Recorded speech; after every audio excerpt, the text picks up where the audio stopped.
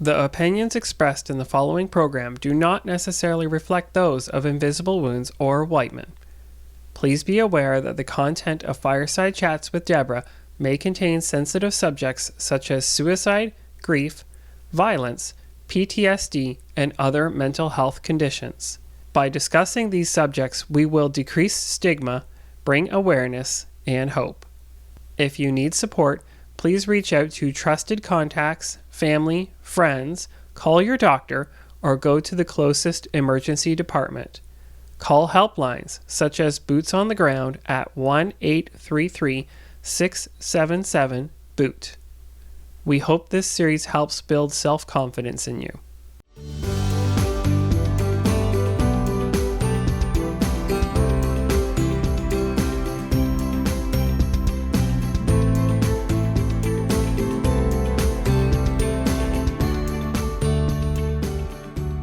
On today's show, Suzan Wilson, Simcoe County Suicide Awareness Council, a family portrait of bereavement after suicide. Fireside Chats with Deborah is sponsored by Leslie Motors of Hairston, Walkerton, and Wingham. Visit lesliemotors.com to learn more.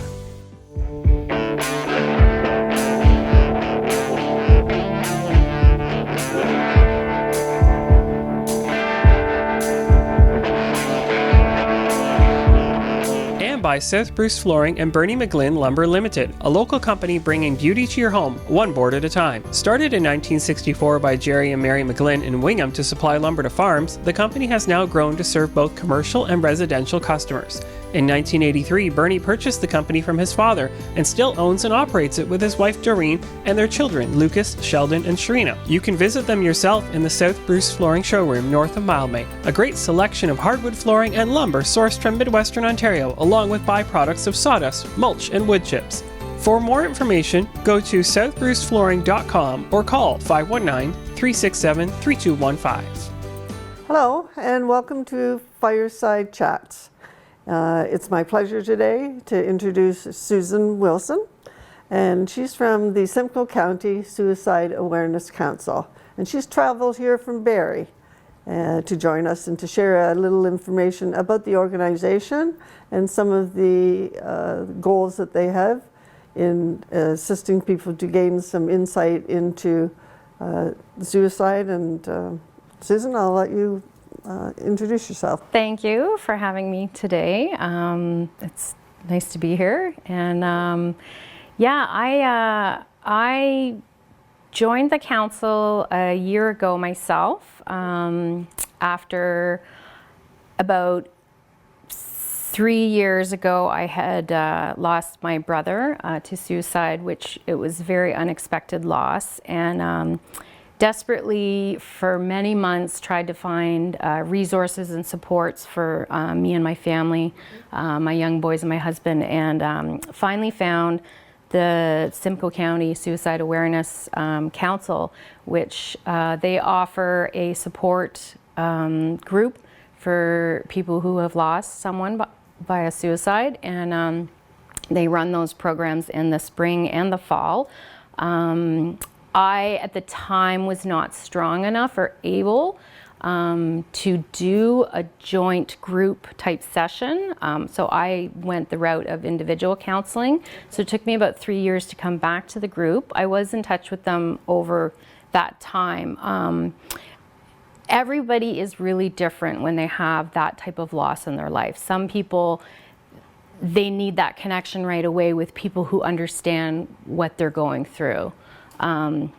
It can be a very overwhelming thing. There's a lot of stigma attached with it. It's a very different loss, very similar to, if you had a car accident or, some type of traumatic, like a homicide. It's a completely different shock to your system than, more of like a natural sort of cycle of life type loss. So we actually, the council, who is a grassroots volunteer based group, we have our spring session coming up for the survivors of suicide loss. That's starting actually on March 21st. And there's lots of information on our website if anybody would like to get that. That's at hope-life.ca. And we have people who start, make it a few weeks, it's maybe a little bit too much for them, and they back out, or sometimes they have good intentions of beginning and they come in a few weeks late, and that's okay. The facilitators, our chair, Bernadette, has many years experience doing this. Again, it's all volunteer based, so we are a nonprofit group, and we, rely on funding for all the other sort of types of events and dates that we recognize. But our support group is really, vital to those people. We've gotten such great feedback, like, I don't know what I, would have done without meeting you and having that connection, and that help and that hope. So if somebody calls in and wants some help, they have two options. One is individual and one is group. Do you know how big the groups are then? Well, right now, due to the pandemic that we're in, we are offering it via Zoom. So that has actually worked quite well. There's been people who have attended in other parts of Canada who normally wouldn't necessarily have been able to attend. So we've had some, we've even had, a member of our neighbors to the south who joined us last fall, and it's all very, there's confidential piece that we don't share information about the group. Unfortunately right now we don't offer any individual counseling, but the group counseling and the dates that we recognize as part of the council throughout the year, it's really great to just get together and be able to connect with someone who knows what you're going through. Yeah. Yes, it must be quite a traumatic loss, and the whole unexpectancy. And I think it's important that you bring up the whole stigma, because I know personally that there have been individuals who have experienced that loss who they just isolate and don't put the death notice in the paper and things like that. And I think that just reflects how much pain and sorrow there is with it. So I think it's great that there's an organization out there that are helping people. And the fact that you're actually expanding and people are calling in from different parts, not just the borders of Ontario, really makes a statement about how much it's needed. So that's really good. So when they have the groups, where are they held? Right now we're mainly outside of Barrie. That's kind of our central locations, but we service all of Simcoe County. What does that take in? I don't know. So I might as well cover one of the things that we do throughout the year is we have a bench. So it's been 12 years the group's been formed, and for about 7 or 8 years now we have had a ceremonial bench and tree planted, and that is actually hosted on September 10th, which is World Suicide Prevention and Awareness Day. And leading up to that day, we will come into an agreement with a township to have the benches donated. The tree, is donated for the most part, or sometimes we have to fundraise for it. But we enter into an agreement to have these benches set up in the community so that people are able, to use them. Again, just bringing awareness to the day that, this is impacting people. So we have had them in Barrie, Midland, Angus, Aurelia, and we had Gravenhurst in 2021. Alliston was the year before that, and then this year we're currently just waiting for confirmation about where we're going to have our ceremony. And it's open to everyone. It's open to everyone who's been in the support groups. It's just open to anyone who'd like to attend. We invite our police and fire allies. A lot of them they come, and mayors and whatnot. So it's sort of a nice way to celebrate in a difficult thing, right. Something that's hard to talk about. But it's just, again, that element of bringing everyone together and that connection of like, you're not alone. You know, people are going through this. Yeah. And I think it's interesting you mentioned, you know, things like obituaries, and wouldn't it be nice if we could get to that point in our society where you could actually say that, you know, not this, oh, unexpected loss and there's all this wondering, and, you know, and it's the same, unfortunately, you know, our allies with opioids and the loss that so many are going through. It's that same sense of stigma, and it just would be nice if we could be a little more transparent with it. And again, just offering that hope to people and that support that are going through it. Well, I think, you know, it's quite possible that your organization might be the forefront of that, you know, in breaking through some of those barriers, and by, you know, helping people deal with that stigma. And just, you know, somebody has to do it, so you're already formed in there, so there you go, put it on the agenda. Yeah, well, yeah, definitely. Just in one of our last meetings, you know, I think the pandemic has really highlighted mental health in such a different way. Right. Like, I think there were so many people who can get through the day and they're not really thinking about everyone else and what might be happening. But I don't think there's a single human on earth who didn't have some kind of moment, some kind of barrier that they hit where they just like couldn't imagine continuing or moving forward, or like, how can I do this? How can I work and have the kids and you know, like be isolated? So I really think in a strange way, it is kind of our way to bring our group forward, and it's kind of our chance to shine and just really let people know that we are there and that there is support, there's hope. You know, obviously we'd like more prevention done, but it's so hard, you know, to really get in someone's head and know where they're at. Yeah. Sure. And I think the one thing is that when you talk about that, I know one of the struggles I've had, and I continue to have sometimes, is when I speak to somebody or if I'm counseling somebody, and if I think they're suicidal, and not being able to do anything about it because I've lost people and I have to deal with that. And realize that it sometimes you can't prevent, you know, when somebody's... You can't save people.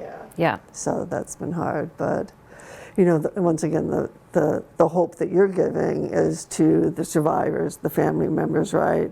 That their life can go on and they can have some resolution and ride that journey of grief, which is horrendous, and come to terms with it, to peace with it, right? Yeah, the 10-week program that we offer, again, that we're doing on Zoom right now in the spring and the fall, it's all volunteer-based, and it for me, like I took it, not this fall, the previous fall, it brought my personal journey of, you know, dealing with my grief, to a completely different level. Like I really thought I was doing okay, and then when I joined the group and really started making those connections with people, I realized I wasn't as okay as I thought I was doing. So it was really helpful.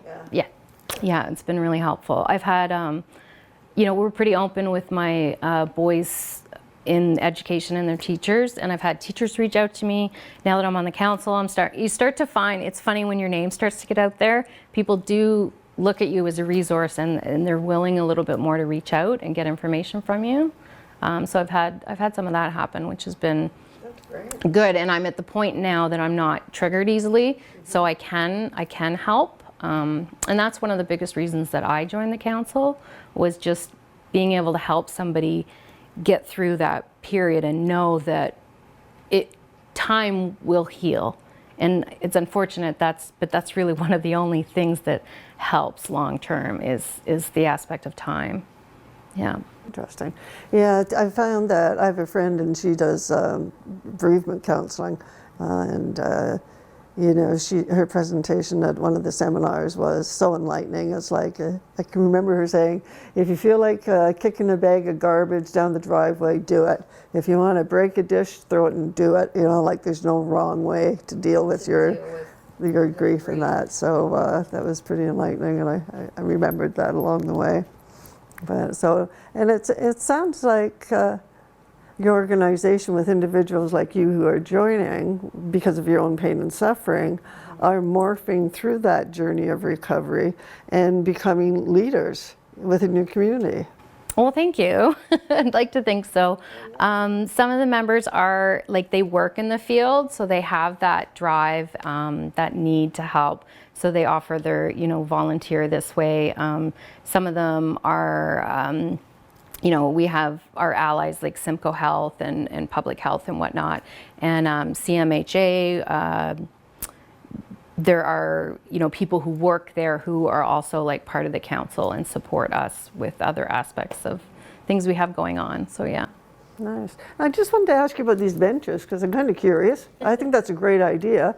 And I know I've seen some memorial benches, and I just wonder, like, is this a thing? Is this pretty common now? I don't know if anyone else is doing, that recognition day that we do with the bench and the tree. The tree is sort of that element of growth and offering hope. Our logo is the butterfly for that sort of similar reason, that transformation piece. So is there something engraved on the benches? Or? Yeah. So we have the logo is on it, and there is a saying which is not coming to me right at the moment. But again, we have a member of OPP who graciously makes these benches and donates the bench and the time and whatnot. So it's really meaningful that way, and it's nice having them out. Typically they're out in parklets and whatnot. So some people might not realize they're there. Some people might, maybe it's their go-to place now to go remember someone, or sit and have a quiet moment of reflection, or take a friend there who possibly is having some struggles that they're dealing with. Yeah, no, I just didn't know whether they'd be easily recognized or that. They are. The locations are on our website. So again, hope=life.ca. There's lots of information, and we are now on a number of different social media platforms. So you can find us fairly easily if you Google Simcoe County Suicide Awareness Council. We'll come up on Twitter and all those guys. Okay. So the last thing before we go is I was actually invited to participate in something called the 11-second challenge. Yes, thank you. That was a new initiative that we started just this past year that ran for 8 weeks in December. And it was, again, just bringing that message of hope. The holidays can be a difficult time, obviously, for everyone. It's not always warm and fuzzy, and especially for people who have, had a suicide loss in their life. It's so important to just remember that there's hope out there. And we kind of wanted to flip it on its head a little bit with the 11-second challenge, with the notion of it really only takes 11 seconds, of your busy lives to just make that connection, whether it's, buying someone a coffee, picking up the phone, starting a conversation with a friend, doing a check-in, just to try and stamp down the statistics. Sadly, we lose 11 people every day in Canada via suicide, and there's almost 300 attempts per day. So we really just wanted to focus and bring hope to that. Let's change this. Let's just take 11 seconds.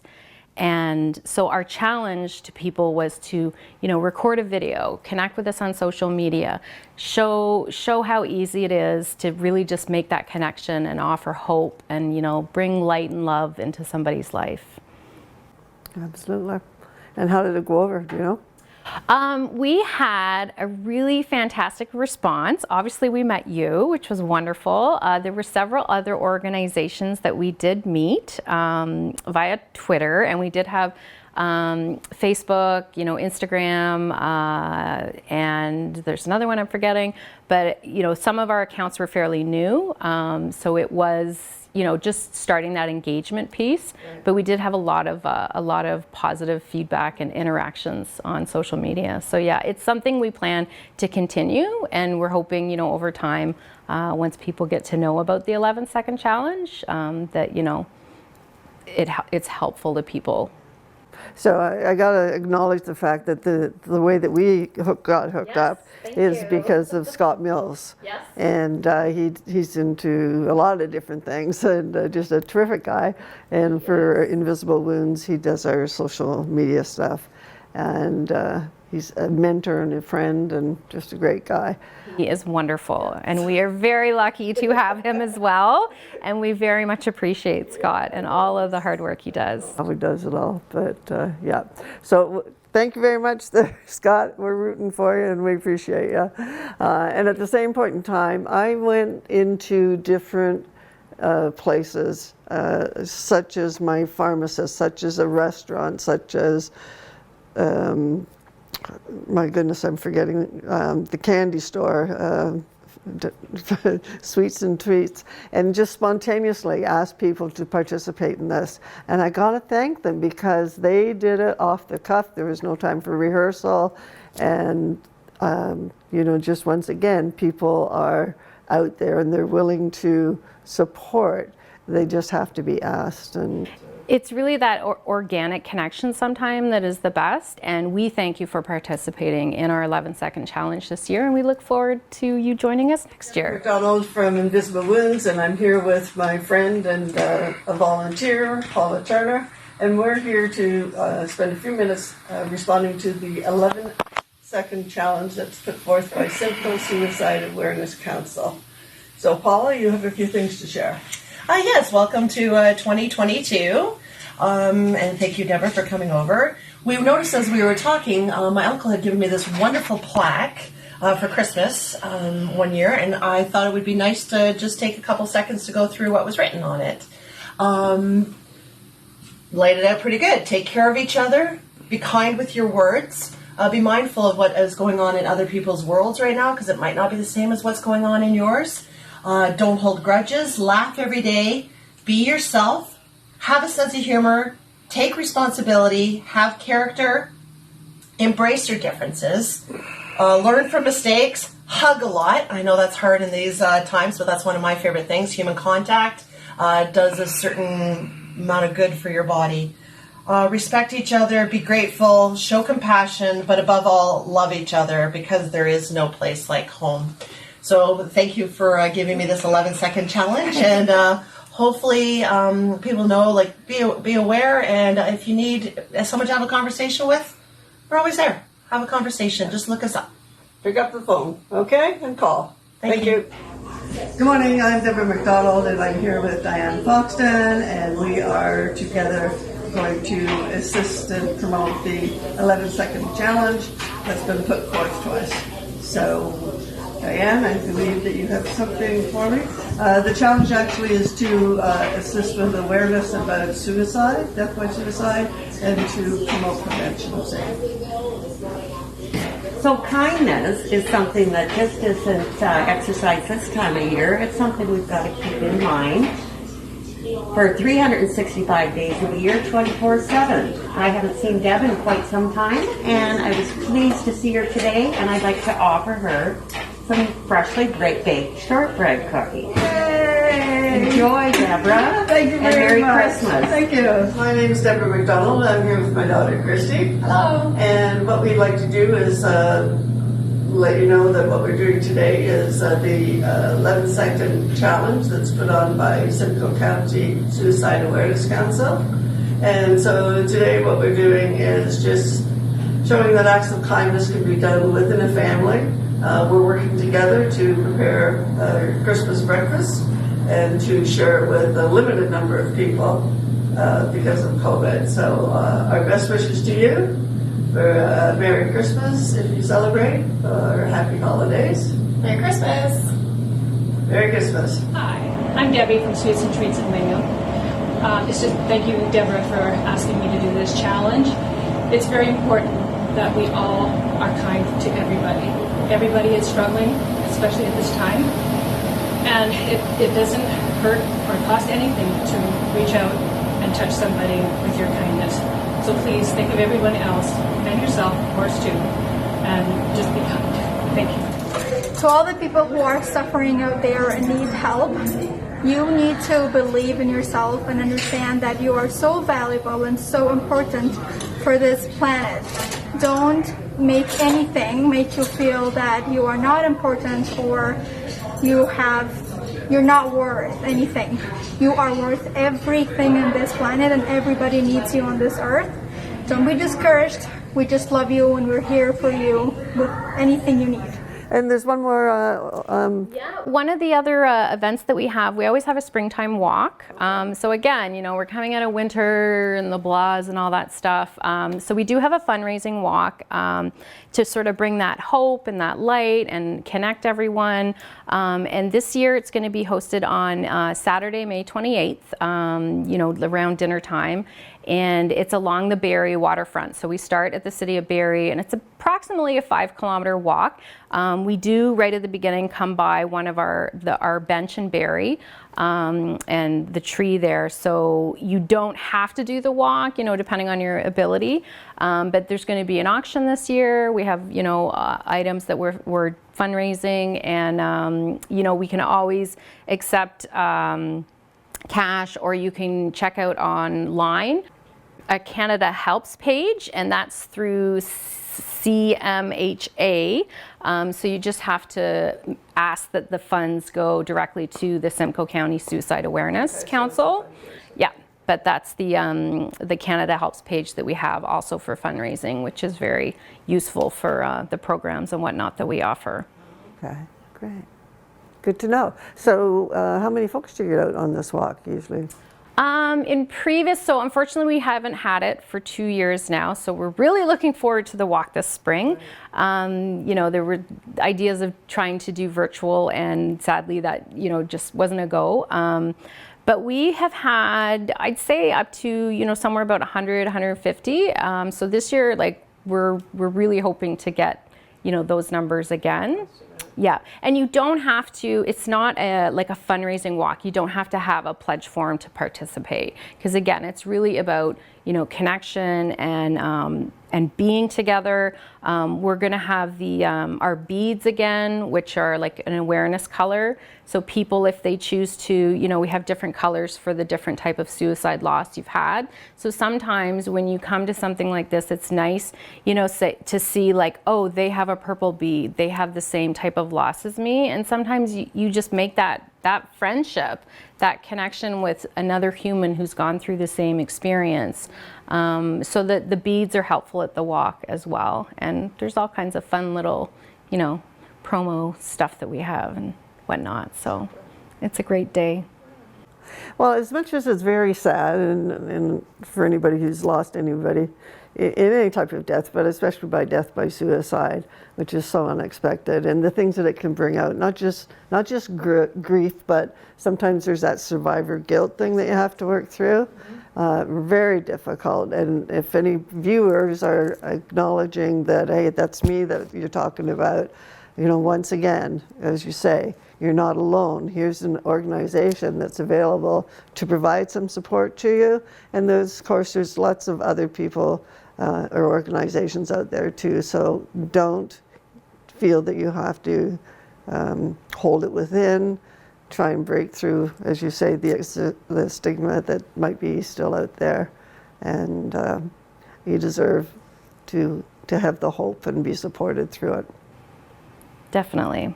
Okay, so thank you very much for coming out and sharing your information. Thank you very much for having us. Much appreciated. Bye-bye. Invisible Wounds will host events promoting mental wellness to first responders, their families, and civilians. Our upcoming national conference, the Invisible Wounds Conference for First Responders, will be held October 5th and 6th, 2022 at the Prince of Wales Hotel and Spa, Niagara-on-the-Lake. To find out more, please visit our website at invisible-wounds.ca.